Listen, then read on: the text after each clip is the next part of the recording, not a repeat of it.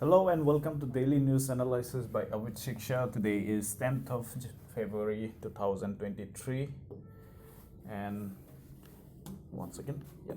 And this is the list that we'll be covering today. You can see we have a couple of news today. So let's begin with the first one. This is one important day, that is National Deworming Day 2023. Now here what we have to learn is when is it observed? It is observed on 10 February everywhere, and it was launched in 2015. Now this is an initiative of the Ministry of Health and Family Welfare, Government of India, to raise awareness about the importance of deworming. What is deworming? Mainly for children from 1 to 19 years of age. So now tell me in the comments down below, what do you understand by this deworming? So from children age 1 to 19 years, although 19 years is no longer children, but then still. And sometimes it is suggested by doctors, even for adults, that once a year we should take one deworming tablet, right? Now the purpose of deworming day is to reduce the prevalence of soil transmitted ailments, STH. We know about STDs, right? This is STH. Okay, so commonly known as parasitic intestinal worms, right? Now deworming is done through platforms of schools and Anganwadi centers, right? Okay. The next day we have is World Pulses Day, 2023. So this is also celebrated on 10 February to highlight the importance of pulses as a worldwide food. Now what are included in pulses? Particularly grams, your dals, right? All those. The day recognizes the significant role that pulses play in achieving the comprehensive, far-reaching, and people-centered set of universal and transformative goals, and to achieve the targets of United Nations 2030 Agenda for Sustainable Development. What is this United Nations 2030 Agenda? You can find it out. The theme for World Pulses Day this year is Pulses for Sustainable Future, right? So that is World Pulses Day. The next news is from this PIB. I have taken this from PIB. This is Accreditation System. India's accreditation system ranked 5th globally. Now what do you understand by this word? It is to symbolize, or it is to give an honor of ranking the quality of, or ranking something that is very prevalent in the country, that gives a quality check, right? So this accreditation system is under Quality Council of India, QCI, and it has been ranked 5th in the world. By whom? By Global Quality Infrastructure Index, GQII 2021, for the year 2021. Now this GQII, Global Quality Infrastructure Index, it ranks 184 economies in the world, basically 184 countries in the world, on the basis of what? Quality infrastructure, right? On the basis of QI, that is quality infrastructure. Now India's overall quality infrastructure ranks at top 10, which is a good news. We are at the 10th position because of the system of standardization system under BIS, Bureau of Indian Standards, and 9th. At 9th, this under BIS, the standardization system is at 9th rank overall. And the metrology system. What is metrology? The science of studying weights. So this metrology is at 21st position in the world, right? It's a good progress. Our country, you can see from the table here, this one, the first Germany, that has GQII rank at 1. Then China, our immediate neighbor, is at 2nd. Then India is at 10th, right? So you can go through this list once. Okay.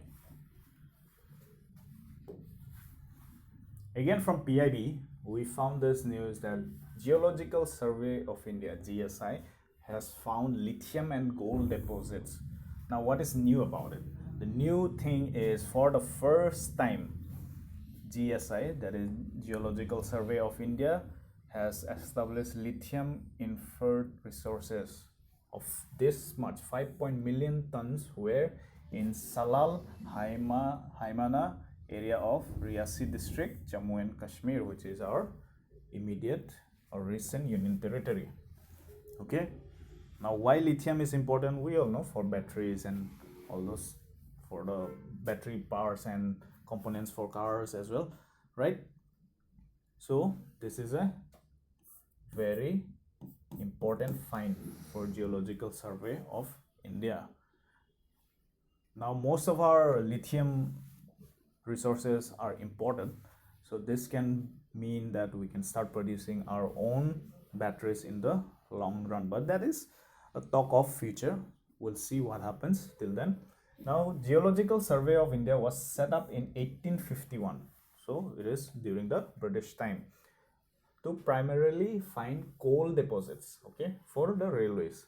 Now over the years, GSI has grown into repository of geoscience information, for various fields in the country, not just coal finding, but for everything, like you could say for minerals, for natural resources, a lot of things, right? And also its main function related to creating and updating of national geoscientific information and mineral resource assessment, right? So over the years, the GSI's role has been changed to multidisciplinary geoscientific, geotechnical, geoenvironmental, and natural hazard studies, okay? That helps out in carrying out fundamental research in the country, right? Now GSI is headquartered in Kolkata, and it has 6 regional offices located in Lucknow, Jaipur, Nagpur, Hyderabad, Shillong, and Kolkata. And almost all the states has state unit offices. Okay. Now GSI is under the office of Ministry of Mine. Okay. Then here a small clipping from the Hindu. Small satellite launch vehicle D2 will, this has already been lifted off. It was lifted off today at 9:18 a.m. right? So it has already been lifted off. So there are three satellites. This ISRO's EOS 07. So the first one, let me just write it here. The first one is EOS 07 by ISRO, right? Then one American satellite, Antares Janus 1. So Janus 1 by America, and one special one by one group called the Space Kids. So Space Kids is an organization who came together and about 700 girl students across India, guided by Space Kids India, Chennai, they introduced this satellite. This is Azadi Sat 2. Okay. So the third one, which is the special one, I'm writing it here. That is Azadi Sat 2 by Space Kids, based in Chennai. Okay. Then in the next news, we have a news from the Assam Tribune, that is Rehabilitation package for women victims soon.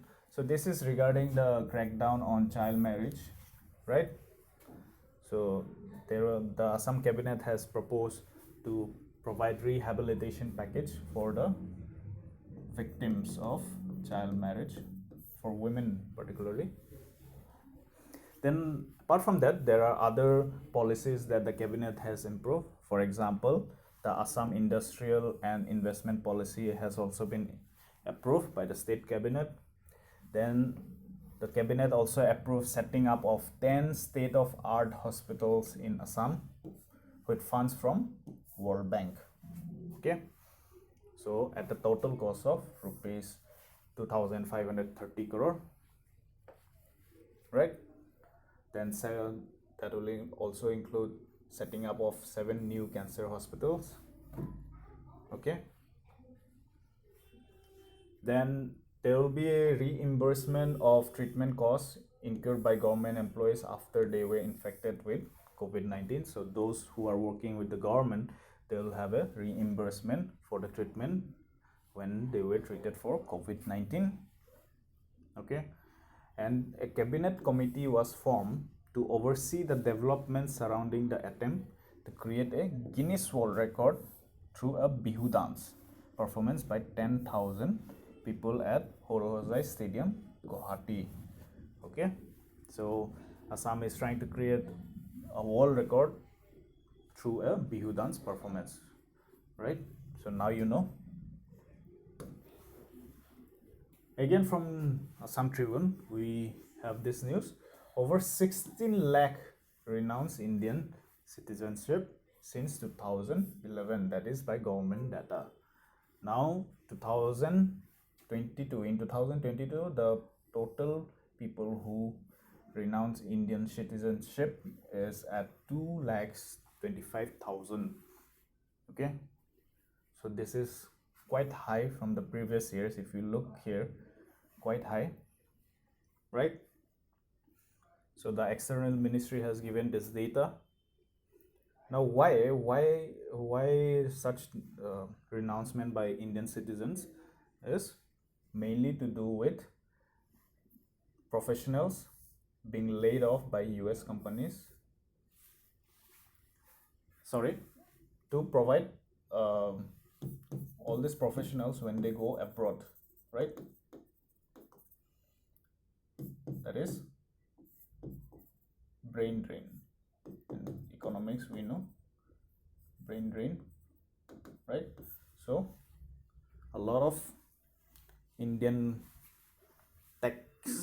techies particularly, they go to countries, and also a lot of Indian professionals, they prefer staying abroad than coming back to the country. So over 16 lakh have renounced. Okay, this is a mistake, so don't read this one. Okay, now here also certain questions, certain percentage is likely to be Indian nationals on H1B and L1 visas. Okay, so we have to understand what is H1B and L1 visas. These are two work visas in the United States. L1 visa is non-immigrant visa, right? Imposed in 1970. So large corporations with operations in several nations can temporarily transfer staff, right? So when they transfer their staffs in specialized job to the US with the help of L1 visa.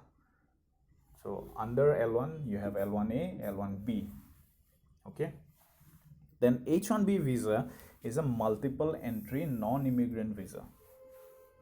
So that enables foreign employees of US businesses to work in the US, right?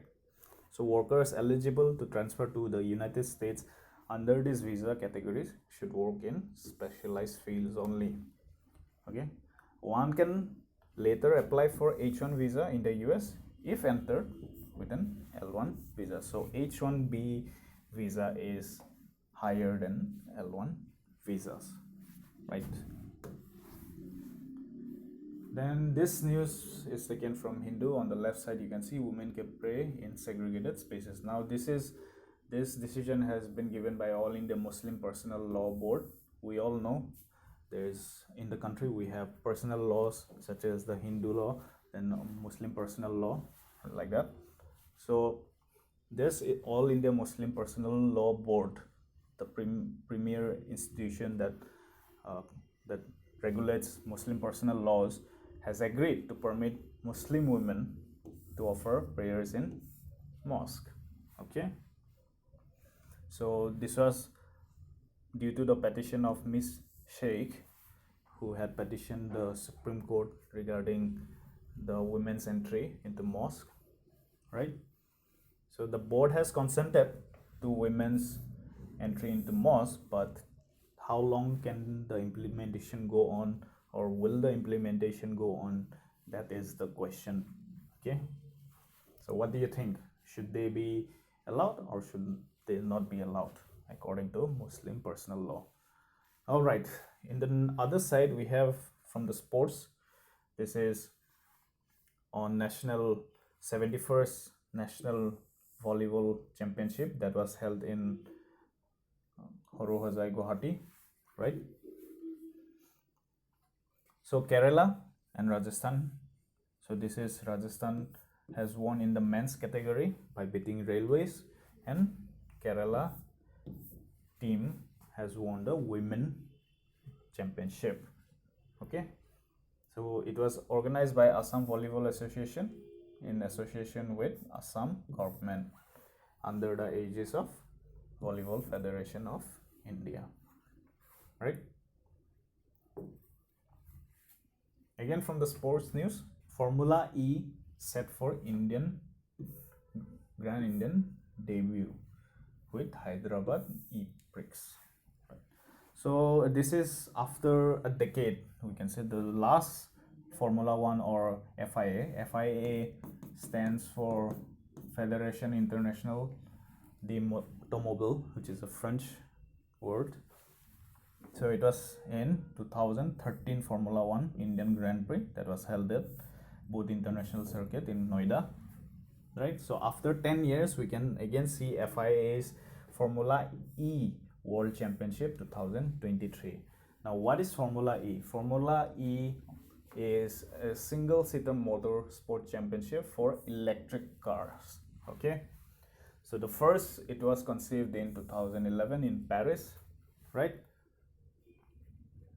Now since 2020-21 season, Formula E is a FIA World Championship, right, making it the first single-seater racing series outside of Formula One to given World Championship status. So Formula E Championship is currently 11 teams with 2 drivers each. So basically Formula One for electric cars, and this will happen in Hyderabad. Okay. And finally, we are looking from the news section, that is ICC Women's T20 World Cup. So this is going on in South Africa. Okay. Now, talking of Women's T20 World Cup, this is a biennial international championship, meaning after 2 years, right? So this was supposed to happen in 2022, but due to some reason it is happening now. So the next edition will be in Bangladesh, and 26th edition will be in England. So can our Indian women team do well in this T20 World Cup? Comment your views on it. Alright, so this brings us to today's news analysis for today. We hope you're enjoying the series. Do follow us on our Telegram channel to know about the courses that we are offering. You can follow us on our Instagram as well to know the same. But particularly in Telegram, we are providing PDFs and also the course materials for various courses. So thank you for joining once again. See you soon.